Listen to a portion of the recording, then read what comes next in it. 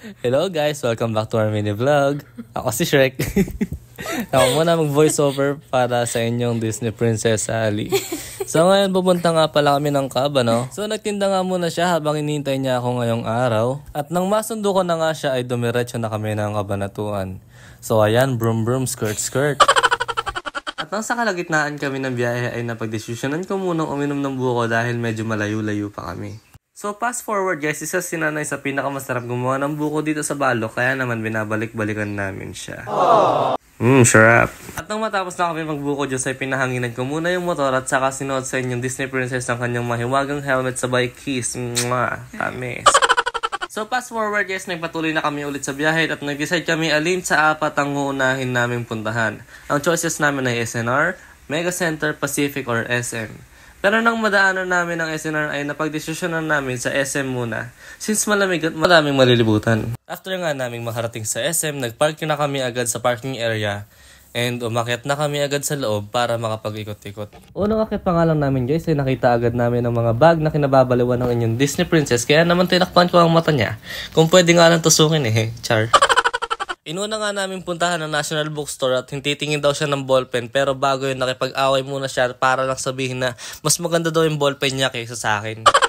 As plastikerong Shrek guys, kunyari natin tinitignan ng Bible dahil sobrang formal nga ng suot ko para di halatang After nga namin maglibot nag-decide kami kung saan kami kakain at nakita nga namin tong steakhouse na fave spot namin sa SM. Nagbato-topic pa nga kami kapag siya daw ang nanalo ay kakain kami doon pero natalo siya kaya better luck next time me. Nung umakit na nga kami sa third floor ay nag-decide kami na maglaro dito sa sports zone sa fave spot namin, which is padamihin ng 50 pesos token. Grabe nga ang gigil ni Disney Princess nyo kaya nilayo ko na siya dahil natatalo lang daw ang token niya. With emotion pa si Disney Princess. Lumipat niya kami sa basketball at wala pang isang minuto pagod na naman daw si Disney Princess nyo. Pero nang gugulo dahil wala daw siyang magawa. At nang mayari niya na akong guluhin ay iniyaya niya ako maglaro sa Hockey Stars kahit nakakapagod mag-shoot ng bola. Sige lang, ikaw naman yan At talaga namang walang kapuguran si Disney Princess Ali nyo dahil humirit pa ng last na laro dito sa motorbike race car. Since dito siya masaya, pinagbigyan na natin, tignan mo naman, nakipag-appear pa. Nang matapos na nga kami, inilaro na namin ang aming last token sa claw machine since pagod na si Disney Princess Ali nyo. Syempre ako din, tignan mo, may ritual pa yan. Akala ko nga makuha ko na yung teddy bear pero talaga naman malas yung Disney Princess nyo. Since tapos na nga kami guys ay nilagay na namin ang aming ticket dito pero hindi namin alam gamitin. Kasing ganyan sa Jupiter guys sorry. So ito na nga yung 50 pesos namin, dalawang meal kita. At inikot na nga din namin tong food court at nagugutom na nga din kami. Since malapit lang dito yung Crisport kung saan namin binili yung taco, ay nagtingin-tingin na rin kami. So fast forward nga guys, dito na kami kumain sa Mang Inasal since hindi naman ganong crowded dito and anli yung kanin. At habang kumakain niya si Disney Princess Ali nyo, ay sinubuan ko na nga siya at kinilig naman si Tanga. Ay! Mukha lang siyang hindi kinikilig guys pero deep inside maihi-ihi na yan. Siyempre di naman magpapatalo sa Shrek dyan. Tignan nyo naman, unang kagat, extra rice ka agad! Dahil nga gaya-gaya si Disney Princess nyo, sinubuan nyo na rin ako. Rawr! Tignan nyo naman, kaganda ng mga suot pero kalalakas magkamay. Habang naglalakad niya kami, nakasalubong niya yung mga dati niyang classmates sa AU. Feeling artistic yarn. At nang matapos na nga sila ay napagtripan naman namin tong kotse na tinatanong pa namin kung magkano, akala mo naman bibilin. Pero at least in-accommodate pa naman kami ni ate and binigyan niya pa kami ng mga brochure. Kaya guys, need ko rin kasi talaga ng pang service, pambili-bili sa tindahan. Alam nyo na, napakutya maglakad. So fast forward nga guys, bumili kami ng corn kettle which is popcorn since nagugutom na naman si Disney Princess nyo kahit kakain lang. Shoutout sa'yo kuya. Mga kawakan natin yan. After nga namin dyan ay umakyat na kami agad sa 4th floor para maglibang-libang since mahaba pa naman yung time namin. Since wala daw 50 pesos na sasakyan sa baba tulad ng tinignan namin, dito na lang kami syempre sa 50 pesos sa Mickey Mouse. Mickey Mouse ba to? Ang kagandahan nga dito sa SM guys is meron silang paw park para sa mga 4 babies. 4 babies? Nakita din namin tong siomai kaso wala silang beef siomai na gusto ko. Aww. Sa pagbaba namin, hindi pwedeng mawala ang hindi pagpunta sa Watson. Kaya naman, sumayaw pa siya. Akala mo talaga may bibilin. Grabe pa reaction, no? Talaga namang hindi pa tinigilan. Paglabas nga namin sa Watson ay nakita ko yung mga tropa ko. Ngayon, shoutout sa'yo Arwen, pakis niya.